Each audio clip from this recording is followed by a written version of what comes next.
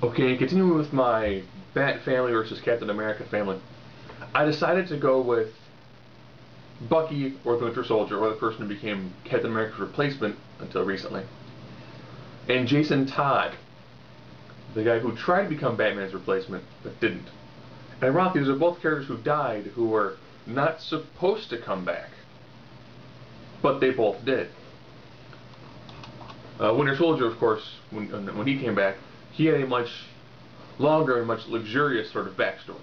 Him, of course, being captured and becoming trained to be like a Russian super spy. Versus Jason Todd coming back because Superboy Prime punched the crystal wall of reality, which reverberated and led to retcons happening throughout the DC universe.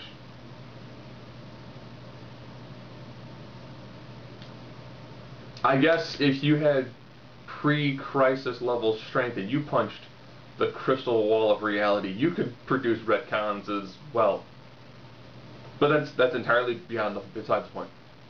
So, as always, it's the 9 factors I'm going to go through. Intelligence, fighting ability, strength, speed, durability, invulnerability, energy projection, again, since they don't have I-beams, it'll be distance fighting more or less, versatility, and of course, X factor. Whoever gets the highest out of these 9 will be the person who more than likely would win the fight, all things being equal. So go with intelligence. Bucky was trained with like military counterintelligence. He of course has been brainwashed a couple of times.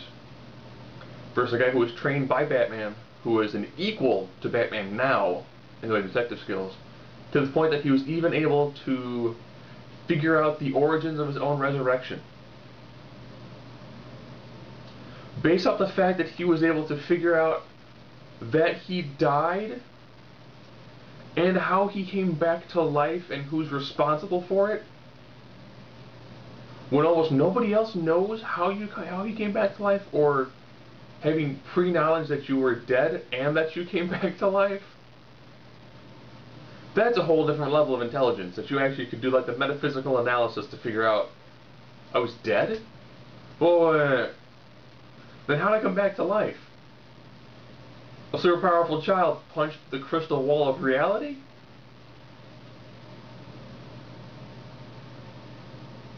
That's what I figured out. I'm back to life because somebody in an alternate dimension punched the crystal wall of reality. Okay. So I think the fact that he was able to figure out his own resurrection story, I have to think about how tough that'd be to try to figure that out. Wrap your head around it and have it kind of somewhat make sense. So I gotta give that one to Jason Todd. Yeah, Bucky knows great military counterintelligence. He's done some fantastic work. But I don't know if he could actually ascertain the fact that he died and then the origin of his own resurrection. Okay, fighting ability. If you got somebody who was trained by Batman, everyone who's the equivalent of Batman, has stalemated, Batman, Nightwing, has beaten up Robin. There's a guy who was trained by Captain America, has a long list of military background, but has been beaten by Captain America. I slightly edge the fighting to Jason Todd. Slightly. He was able to stalemate, Batman, Nightwing, beat up Robin. He's done a phenomenal job when it's come to actually fighting people who are of a similar skill set. He's not as refined as somebody like Bucky, but he'll still get the job done. Strength. Again, Jason Todd, peak human. Then when you go over to Bucky, he has a cybernetic arm which gives him enhanced strength. Speed. Essentially, they're both pretty identical when it comes to speed. However, again, Bucky's cybernetic arm gives him enhanced reaction abilities. So he's looking at 2 guys who are the same level of speed, but one guy has got an arm that's faster. Durability. We're both looking at 2 humans here. Which one do I think could probably recover faster? One guy has got a mechanical arm that, if separated from his body, he can still fight by thinking about it. I think I'll give the edge in overall durability. Probably to Bucky.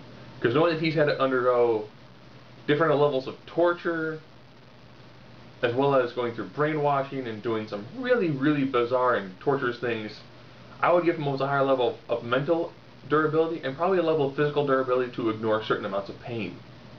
Probably slightly greater than what Jason Todd can do. Durability. Okay, we're now comparing what sort of suits they're wearing. I'm going to go with when Jason Todd was trying to become Batman, so he has on a Batman level armor, versus when Bucky was Captain America, so therefore he had the shield, as well as things like Kevlar and Nomak, like absorption suit. So you got a guy who's in Batman level gear versus a guy who's in Captain America level gear and wielding the shield. I'm sorry, he's wielding the shield as well as a high military level suit. Yeah, you've got Jason Todd as wearing a very, very, very, very advanced level suit. However, if Jason's going to start using a gun, you're looking at someone who can dodge or put that shield in the high reaction arm and use a shield as a higher level of durability. Higher level of vulnerability, sorry. Energy projection. So you have a guy who has access to military guns and knows how to use them.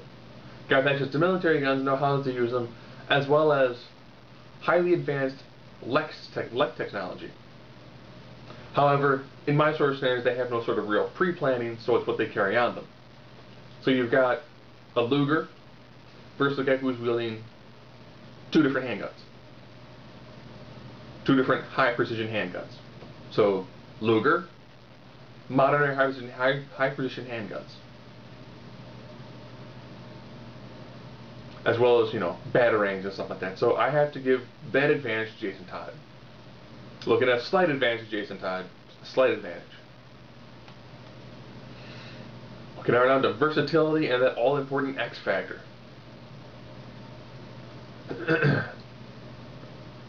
Jason Todd is a near master level swordsman, trained by Batman, phenomenal detective. Really great acrobatics. Someone who is a very, very, very well-rounded character. Versus former military super spy, fluent in like 4 different languages. Who has an arm, the mechanical arm discharges an EMP force as well as generates electrical blasts. They're short range. So if he actually were to hold on to him, he could probably electrocute him with his hand. Where Jason Todd would need actually to break out a taser. So versatility, it almost all comes down to that robotic arm. If Bucky didn't have that robotic arm, this fight would be a lot more Jason Todd's favor. Since he actually has an arm that's separate from his body, he can still move, as well as the fact that it can do an EMP force. It can do a taser effect. Gives him super speed, gives him a level of super speed, a level of super strength. That arm is going to give him all the versatility in the world. That, and he has levels of military training that, while Jason Todd is pretty good at lots of things he knows how to do, he's good when it comes to fighting criminals, versus, I know how to fight a war. So, versatility edge. Doesn't even matter what the X factor is. It's 5-3.